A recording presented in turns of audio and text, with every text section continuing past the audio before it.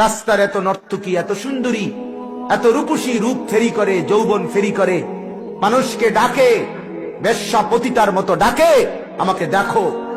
সেখান থেকে যে মানুষগুলো চোখ নামায় ফেলে, সে কি পরিমাণ মুমিন ভাবেন তো। আল্লাহ বুঝি তার কথা মনে রাখবে না? কয় কি আল্লাহ তো বলবে, বান্দা তুই তো কলজাটা ছিড়াইছিলি আমার লাগবে না, কলজাটা ফাড়াই রাইছিলি, তোর কি যেমন চাইছিল আমি তো জানি, কিন্তু তুই দেখোস নাই। আমারে ভয় কইরা তুই দেখোস নাই। আমি তোরে দেব না তো বান্দা, কাকে দেব? যা, আমার জান্নাত যা মন চায় তুই নেই বেটা। আখিদিনা মা আতাহুম রাব্বুহুম। তো আল্লাহ তাআলা বলেন কেন দেব এগুলো? ইন্নাহুম কানু ক্বাবলা যালিকা মুহসিনিন। আমার এই বান্দাগুলো ইতিপূর্বে দুনিয়াতে নেককার ছিল। কি ছিল বলেন না? নেককার ছিল, নেককার ছিল।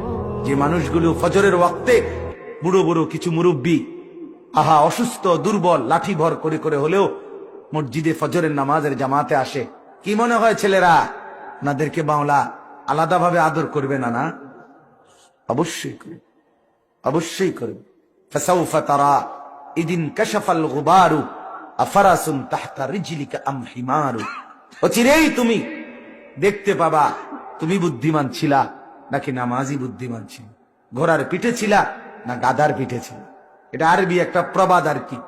এক কোনা দিয়া যুদ্ধের ময়দানে যুদ্ধ হইতেছে, তো যুদ্ধ চলতেছে পুরা মাঠে। এক কোনা দিয়া সবাই লক্ষ্য করছে যে এখানে বালু, খুব বালু উঠতে আছে। সবাই মন্তব্য করতেছে, মানব কারবার হইতেছে এখানে।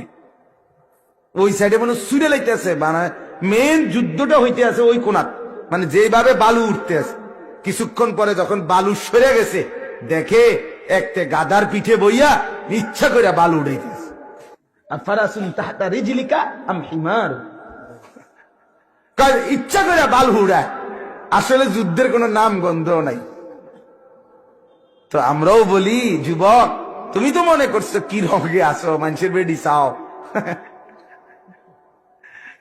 মানুষের বেডি চাইতে আসো, মোবাইলে উলঙ্গ ছবি দেখো, নাচ দেখো। তুমি কি বুদ্ধিমান, ও চিরেই দেখবা তুমি আসলে গাধার পিঠে বসে বালু উড়াইছো, যুদ্ধ করো নাই, ঘোড়ার পিঠে চড়ো নাই, তুমি জীবন কিছুই বোঝো নাই। তুমি ধোকা খেয়েছ, প্রতারিত হয়েছ, প্রতারিত হয়েছ। নারীর ফাঁদ, ধোকা। ফাত্তাকুদ দুনিয়া ওয়াত্তাকুন নিসা। নবী বলছেন দুনিয়ার মায়া জাল ভয় করো, নারীর ফাঁদ ভয় করো। নারীকে লজ্জা করা না, নারীকে অপমান করা না। নারী যদি মা হয় সে সম্মানী, নারী যদি স্ত্রী হয় সম্মানী, নারী যদি বোন হয় সম্মানী, নারী যদি আমার ফুফি হয় সম্মানী, নারী যদি আমার দেখার অনুমতি প্রাপ্ত নারী হয় সে তো আমার সম্মানী, নারী যদি ভিন নারী হয় সেও আমার সম্মানী। কি সম্মান? না দেখাই তাকে সম্মান, তাকে পর্দায় থাকতে দেওয়া, এটাই সম্মান, এটাই ইজ্জত, এটাই ইজ্জত। অতএব আল্লাহ তাআলা বলেন আমার জান্নাতি বান্দাকে এত অফুরন্ত নিয়ামত কেন দিব? কারণ সে ইতিপূর্বে দুনিয়ায় কি ছিল? ফরহেজগার ছিল, মুহসিন ছিল।